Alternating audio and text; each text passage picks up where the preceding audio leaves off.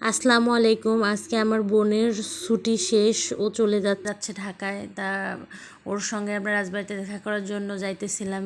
ওর গাড়ি রাজবাড়িতে এসে পৌঁছাবে 10টা 40-এ। তা তখন আমরা 10:30টায় বাসা থেকে বের হয়ে গেলাম, কারণ আমাদের বাসা থেকে ওইখানে যাইতে মাত্র 5 মিনিট লাগে।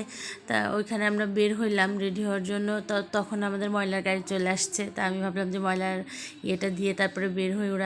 ওর আয়েশার বাবা আয়েশা আমার জন্য অপেক্ষা করতেছিল। পরে যাচ্ছিলাম আমরা একসঙ্গে ওর সঙ্গে দেখা করার জন্য। বৃষ্টি হয়েছিল, ওয়েদারটা অনেক ভালো ছিল।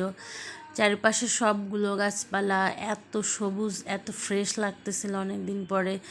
তা এখন একটা দোকানের এখানে এসে আমরা একটু করলাম ওর জন্য কিছু নেওয়ার জন্য। ওর সবথেকে প্রিয় খাবার হচ্ছে বিস্কিট। তা এখন আমরা ও যেটা যেটা পছন্দ ওইটা নিলাম, চিপস নিলাম। পরে এইখানে চলে আসছি আমরা। আসার পরে আরিশা নেমে ওর জন্য একটা চিপস নিয়েছি, ওই চিপস খাইতেছিল। ওর বাবা আবার ওকে ফোন দিচ্ছিল যে কিরে এখনও আসিস না কেন। তা ওদের বাস একটু লেট ছিল বৃষ্টির কারণে।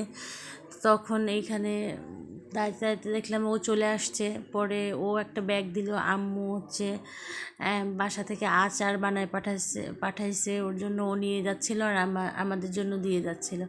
আরিশা দেখেন ওর মাকে পেয়ে, মানে ওর খালামণিকে ও মা বলে ডাকে, অনেক খুশি। একটু চিপস খাওয়াই দিচ্ছে। তা বাস এখানে এমনি লেট ছিল আজকে, সেজন্য বেশিক্ষণ এখানে অপেক্ষা করে নাই, খুব দ্রুতই চলে যাইতেছিল। এখানে আরিশার খুবই মন খারাপ ছিল যে তার মা ঢাকায় চলে যাচ্ছে, মানে তার খালামণিকে সে মা বলে ডাকে ছোটোবেলা থেকেই।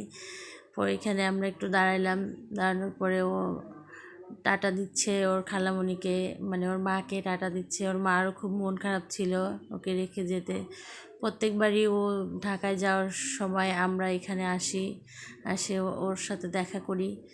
ও আবার আসবে, আবার কোরবানির ছুটি হবে তখন আসবে। এইবার অনেক দিনই বাড়ি থাকলো, তা এইবার যাচ্ছিল। আরিশা প্রত্যেকবারই বলে যে মা চলে যাচ্ছে, আমার মন খারাপ, আমি মার সাথে যাইতে চাই। ও তো কলেজের হোস্টেলে থাকে, সেজন্য ওকে তো নিয়ে যাইতে পারে না। ওর খুবই মন খারাপ থাকে যে মা প্রত্যেকবার চলে যায়, আমাকে নেয় না।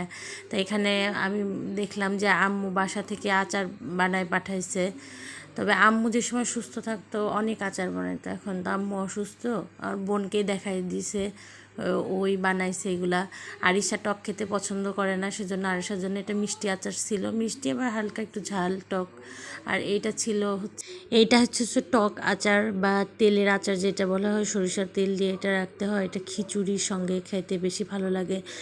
আম্মু যখন ভালো ছিল বা সুস্থ ছিল তখন অনেক আচার বানাতো। এখন আম্মু অসুস্থ, আম্মু তো কিছু করতে পারে না। বোনকে দেখাই দিয়েছে আম্মুর রেসিপি, ও বানাইছে এবার ফার্স্ট টাইম। আমি এগুলো বানাইতে পারি না এবং টক খাই না আমি, সেজন্য এগুলো বানানো হয় না। এই আচারগুলো অনেক মজা হয়, আমি খাই খুবই অল্প পরিমাণে। সবাইকে অনেক ধন্যবাদ আমার ভিডিওটা দেখার জন্য। আল্লাহ হাফেজ।